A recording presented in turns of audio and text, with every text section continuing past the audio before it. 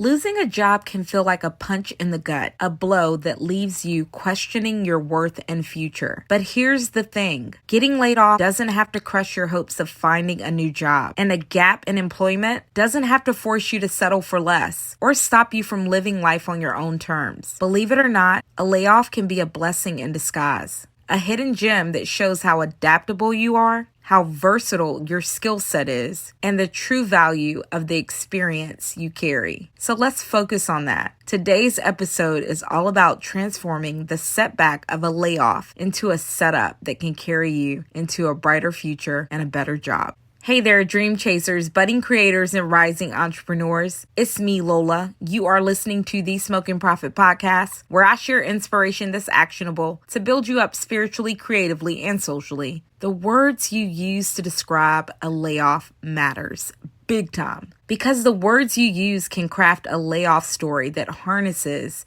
this insatiable power that pulls employers and clients to you, making you a magnet and making them eager to hire you fast in a dash, ASAP pronto. But it all comes down to you using the right words. Using the right words to explain your layoff in a job interview can make you stand out as a valuable candidate or cast a shadow of doubt on your performance and ability. And we don't want to do that. So my goal here in this episode is to help you use words that make, not break, your chances of landing better work. I'll even give you word-for-word scripts to personalize for your interviews and to explain a gap in employment or break between jobs. By the end of this episode, you'll have a straightforward strategy to turn a layoff into a win using the 3 W's of explaining a layoff. Watch, why, and what. That is, watch your words, share the why, and tell what happened after. One more thing, before we start, today's episode notes are in the description. Feel free to tap that link and read along or save it for later as a resource. Let's address a huge mistake people often make when talking about a layoff. It's using the word fired. Fired is the absolute worst word to use because the word fired creates this cloud of suspicion that leaves a negative impression that's hard to erase. No matter how you look at it, the word fired almost automatically implies you did something wrong or weren't good enough for the job. It also raises questions about why you got fired and if there are any unresolved issues between you and your former employer. These are issues that could impact your position at a new company. Yikes, we don't want to do that. Not to mention, saying fired might make you feel bad, sound bitter, or even defensive. And I need to put this on repeat. Saying fired can make you feel really bad. Just think about it. If you feel bad, how likely are you to put your best foot forward? And if you're not putting your best foot forward, how is that going to help you get a new job, a better job, or go after the career path that you want? So taking shots at your confidence or planting doubt in someone's mind about your abilities and performance, let's not do that. Instead, let's start with this strong piece of advice. Steer clear of the word fired, which leads me to my first point. And first W, watch, in the 3 W's of explaining a layoff. Watch your words, stay neutral.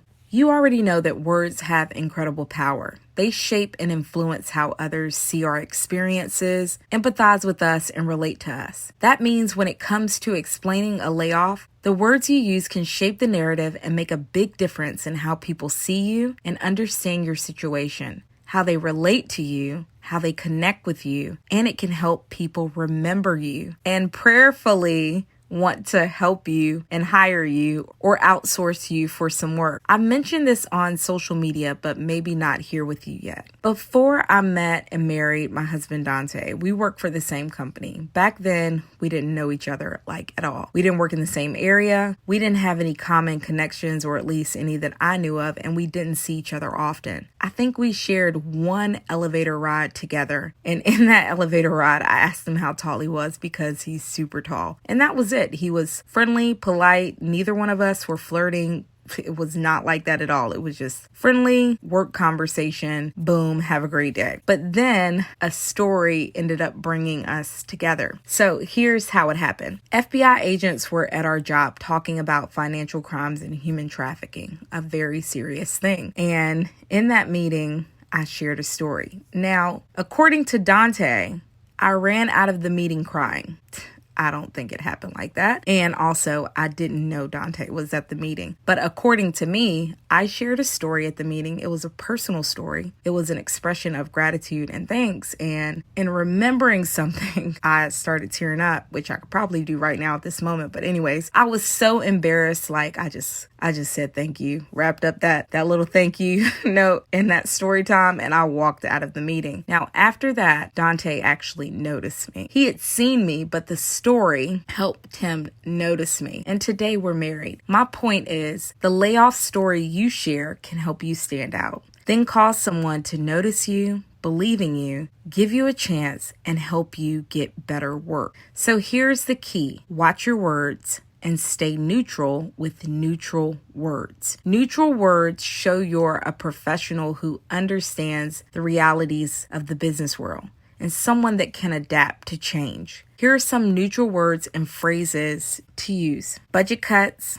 project changes, company restructuring, downsizing initiatives, mergers or acquisitions, business closures. These words show what happened to you was beyond your control, but you can use them to take control of the narrative surrounding the layoff you experienced. Let me say that again. These words show what happened to you was beyond control, but you can use them to take control of the narrative, the story that you're telling. On the other hand, some words to avoid are those that imply fault, blame, or negativity, like fired, let go, terminated, or dismissed. I like to give examples, so if you need to see the neutral words in action, you can check out today's episode description for my notes. Also, I gotta give you a heads up. Later on in the conversation, I am gonna give you some word-for-word scripts. These word-for-word scripts can help you positively and confidently explain a layoff. Okay, moving on. Now that you know how to choose the right words to explain a layoff, it's time to tell why your previous job ended. So W number 2 in the 3 W's of explaining a layoff is why. As in, share the why, be honest. Stay cool. I don't want you to get anxious or nervous about sharing the why. You can do it in a way that is honest and empowering. So no need to feel ashamed or worried, because here's the truth. Companies often go through changes and job cuts. It's a common part of the business world. If this is your story, embrace it with confidence. Here are 6 brief and blame-free examples that give honest business reasons behind your layoff and show your professionalism. Customize and personalize them as you wish. Number 1, after a massive company-wide reorganization, my entire department shut down. Number 2, to streamline their budget, my previous role switched over to another vendor. Number 3, as a result of my clients' shifting priorities and project needs, my availability became open sooner than anticipated. Number 4, as a result of a merger between my previous employer and another company, certain positions ended, including mine. Number 5,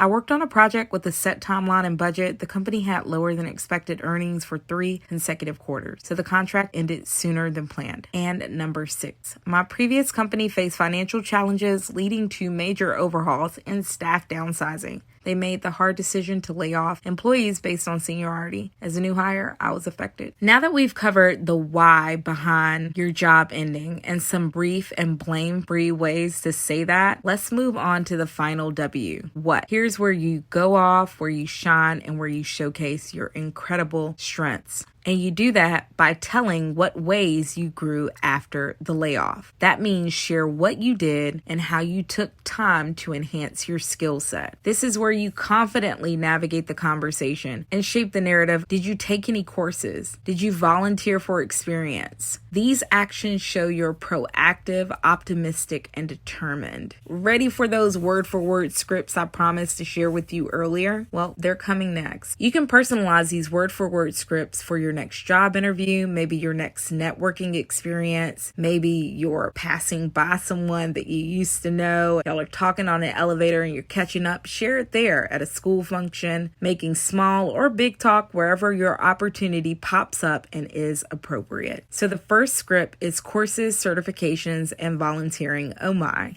Following my previous employment, I decided to enroll in an online course to enhance my skill set and gain knowledge of the latest technologies. I learned to use more client management services to analyze data and create solutions with the new technology I learned. I also earned ITIL and CompTIA certifications, proving my proficiency in these tools. This investment in my personal growth has equipped me with valuable tools and knowledge that I'm excited to apply in my future roles. Now, this script shows that you're proactive, competitive, competent, and eager to advance. The next script is showcase professional growth and adaptability. After parting ways with my previous employer, I launched into my freelancing journey, which allowed me to explore the versatility of my skill set and gain valuable cross-industry experience. I really surprised myself because during this time, I worked on a range of projects, including web design, content writing, and social media management. I built a strong portfolio of work that showcases my creativity, adaptability, and ability to deliver high-quality results in different domains and niche spaces. I'm so grateful for my freelancing journey. Without it, I would not have known what I was truly capable of doing. This script shows you're adaptable,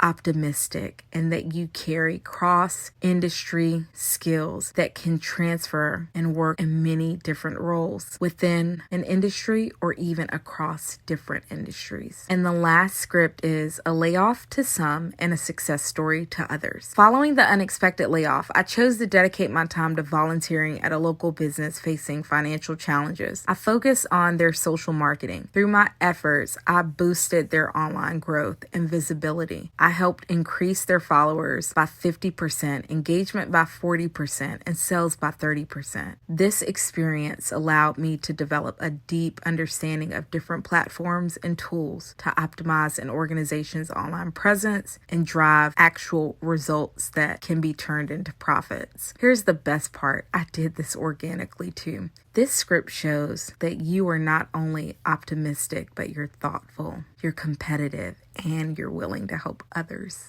I like it. Which one do you like the best? Let me know. Now it's your turn. I want you to think about the layoff story that you can craft. I want you to think about how you can explain a gap in your employment. I want you to watch your words, tell the why confidently, and I want you to think about what you did afterwards, how you shifted that experience into something, how you took charge. Now, I told you I'd give you these word for word scripts, and I meant that. In the episode description today that I keep talking about, tap the link for today's notes. The first script is going to be the Skills Supercharged script. The second script is going to be Freelancing Adventure for anyone that may have went on a freelancing journey. And the third and final script is going to be Volunteering Triumph. I love these scripts. Okay, I want you to take a look at those scripts. I want you to look at what information that you can plug in there, and I want you to flip them in a way that shows off how adaptable you are, how proactive you are, and how competitive you are, no matter your job status, no matter your layoff story, or no matter what gaps you have in your employment. Something else I want to share with you is just to prepare your career for the unexpected. We're living in the fourth industrial revolution. That means there's a lot of new technology, processes, and systems that are shifting and coming out across industries that are driving these changes and will just transform so much for us. That means the unexpected is going to happen, but you can still protect yourself and crisis-proof your future. I say you can still protect yourself and crisis-proof your future. First things first, keep your resume updated and ready to roll. Continually improve your skills. Look for ways to upskill and reskill yourself. Upskilling and reskilling are two different things. Reskilling happens when something that you're doing is not trending up for the future, meaning its relevancy, its need is going down. If you find yourself in that position, then you need to reskill yourself by finding skills that are trending up and learn them. Get certifications, go back to school, freshen up on a course or something, and upskill yourself. Maybe the job you're in is trending up for the future, but you can go and find another layer of learning to add to what you have that will make you more competitive. Do it. Also, demonstrate top performance. If your job is asking you to perform at a level 3, then perform higher than that. Work to hit level 3, but then also say to yourself, I'm going to go above and beyond what they're asking. I'm going to exceed their expectations. Constantly do that. And expand your professional network. Interact with people online and offline. You never know how you can help someone and how they can help you with your career path. And then last, learn the warning signs that a layoff could be coming. I wrote a blog that exposes 7 signs that your job might be on the chopping block. The link will be in today's episode description. Use it to take action now and spot changes at work before they manifest. The link for that blog post, again, is in today's episode description. It's also available on episode number 142 of the Smoking Profit podcast. The episode title is Protecting Your Career from Unexpected Layoffs. So there you have it. Those are the 3 W's of explaining a layoff. Watch, why, what. Watch your words, share the why, tell what happened. Plus, I gave you word-for-word scripts to personalize that can help you find better work. And lastly, we went over some ways to prep for the unexpected. Now, as much as I love talking to you, today's episode is coming to a close. Remember, discussing a layoff or gap between jobs can be tricky, but it doesn't have to be a deal breaker. It's a chance to show how you shifted and didn't let the job loss stop you from growing professionally. You didn't let it stop you from chasing your dreams, and you didn't let it stop you from living life on your own terms. Visit today's episode description for my notes, those word-for-word scripts that you can customize, and 7 red flags to watch for at your job. Thanks for trusting me with your time. I mean that. I'm Lola with the Smoking Profit. Until next time, have the most amazing life. Bye!